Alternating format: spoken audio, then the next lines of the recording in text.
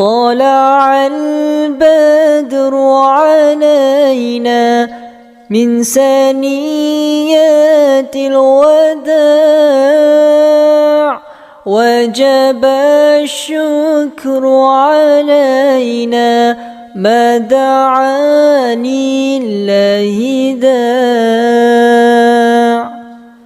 طلع البدر علينا من ثنيات الوداع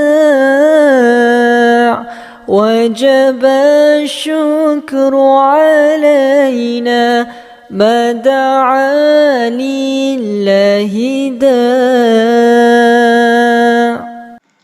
Bismillahirrahmanirrahim. Assalamualaikum warahmatullahi wabarakatuh. Alhamdulillah bertemu kita lagi pada kali ini. InsyaAllah kita akan sambung pelajaran kita untuk subjek Pendidikan Islam tahun 5. Hari ini insyaAllah kita akan masuk untuk topik sirah dengan tajuk Hijrah Membawa Rahmat. Apabila kita bersebut dengan hijrah, kita akan faham tentang sirah Rasulullah dan kita akan ingat tentang satu lagu ni. Ingat tak? 1 Muharram detik permulaan perkiraan tahun Islam hijrah, perpindahan Nabi dan umat Islam dari kota Mekah ke kota Madinah. Jadi lagu ini akan sentiasa kita nyanyikan, terutama pada 1 Muharram. Baik. Standard kandungan dan pembelajaran untuk sirah ini pertama adalah untuk merumus iktibar daripada peristiwa hijrah Rasulullah SAW ke Madinah serta mengamalkannya secara beradab dan istiqamah. Dan kita harap murid akan dapat pertama menerangkan pengertian hijrah, menerangkan sebab yang mendorong hijrah ke Madinah, menjelaskan peristiwa penting selepas Rasulullah SAW menerima perintah hijrah ke Madinah. Seterusnya dapat menganalisis kepentingan peristiwa hijrah ke Madinah, merumus iktibar daripada peristiwa hijrah ke Madinah dan menjadikan Rasulullah SAW sebagai contoh dalam melakukan perubahan secara beradab dan istiqamah. Jadi, mari sama-sama kita mulakan pelajaran kita dan kita fahami dulu apa itu hijrah secara bahasanya. Iaitu hijrah bererti perpindahan daripada satu tempat ke satu tempat yang lain atau daripada satu keadaan kepada keadaan yang lebih baik. Apa pula hijrah daripada Rasulullah ini? Faktor utama berlakunya hijrah ialah Allah SWT telah memerintahkan Nabi Muhammad SAW supaya berhijrah. Maknanya Rasulullah tidak berhijrah secara terburu-buru ataupun sengaja, tetapi ianya adalah perintah daripada Allah SWT. Hijrah bermaksud perpindahan Nabi Muhammad SAW dan umat Islam dari Mekah ke Madinah. Baik. Mari pula kita fahami kenapa ataupun sebab-sebab yang mendorongnya berlaku hijrah. Okey, situasi di Mekah sebelum hijrah, waktu itu agama Islam semakin berkembang. Apabila semakin berkembang ini, maka musyrikin Mekah menggunakan kekerasan bagi menyekat dakwah Islam kerana mereka bimbang ancaman-ancaman kepada agama mereka sendiri. Mereka bimbang kerana ramai puak-puak ataupun kaum-kaum Mekah telah memeluk Islam dan tidak mempercayai kabilah-kabilah mereka sendiri. Umat Islam menerima ancaman dan siksaan yang berat. Allah SWT memberikan kebenaran kepada umat Islam berhijrah ke Madinah. Dan sebab sama juga pelawaan penduduk Madinah itu sendiri kepada penduduk Mekah untuk berhijrah ke sana. Okey, dalam peristiwa hijrah ini ada individu yang terlibat, maksud individu penting yang membantu Rasulullah SAW. Okey, kalau tengok pada jadual ini adalah petikan daripada buku teks tahun 5. Iaitu individu yang terlibat ialah Abdullah bin Uraiqit, iaitu seorang musyrik tapi tugasnya ialah diupah menjadi penunjuk jalan-jalan yang dipilih untuk ke Madinah. Itu ialah jalan yang jauh dan mencabar yang jarang dilalui kebanyakan orang ramai.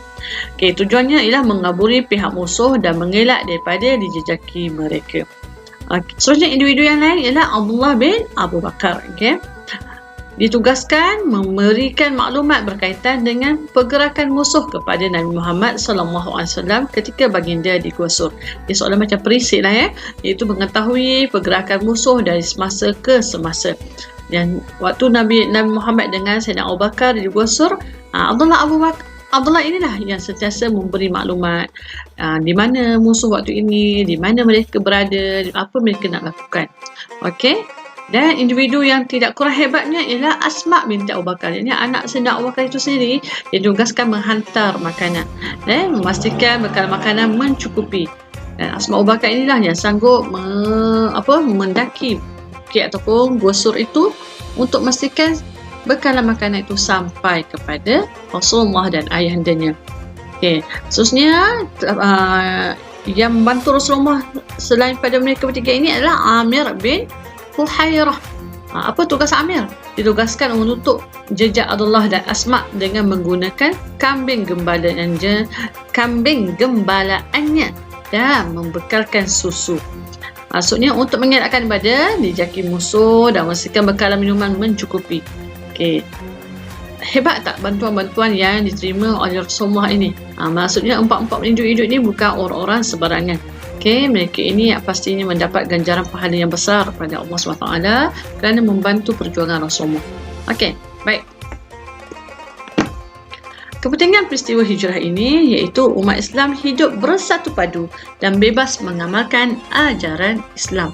Okey, rakyat Madinah berbilang bangsa dan agama hidup aman dan damai, dan dakwah dapat disebarkan secara meluas, dan negara Madinah menjadi maju dan diguruni oleh musuh, serta membuktikan kebijaksanaan Nabi Muhammad SAW mengatur strategi berdakwah. Kita teruskan lagi dengan iktibar peristiwa hijrah ataupun pengajaran daripada peristiwa hijrah ini, iaitu pertama, melakukan sesuatu pekerjaan itu dengan bersungguh-sungguh, dan kita hendaklah membuat perancangan yang teliti sebelum melakukan sesuatu. Tenang dan tabah menghadapi cabaran, menjadi sahabat yang hormat menghormati dan saling membantu, dan sanggup berkorban masa dan tenaga demi mencapai keredaan Allah Subhanahu Wa Taala, serta berusaha memperbaiki diri atau keadaan kepada yang lebih baik. Hal ini membuktikan bahawa setiap tindakan atau perancangan itu perlu diperhalusi dan mendapat persetujuan daripada ahli-ahli kumpulan. Tak boleh membuat sendiri keputusan, dan pastinya kita untuk mencapai yang sesuatu yang lebih baik perlu ada strategi yang berkesan. Jadi secara rumusannya kita boleh fahami dalam peristiwa hijrah ini, Nabi Muhammad SAW menunjukkan sikap taat dan patuh kepada perintah Allah SWT. Yang ini yang mesti kita contohi dalam kehidupan kita. Semoga kita dapat menjadi hamba Allah ataupun umat Nabi Muhammad yang taat kepadanya yang sebaik-baik mungkin. Semoga mendapat sesuatu yang bermanfaat. Jangan lupa subscribe untuk video-video yang lebih menarik. Terima kasih. Jangan lupa subscribe tau.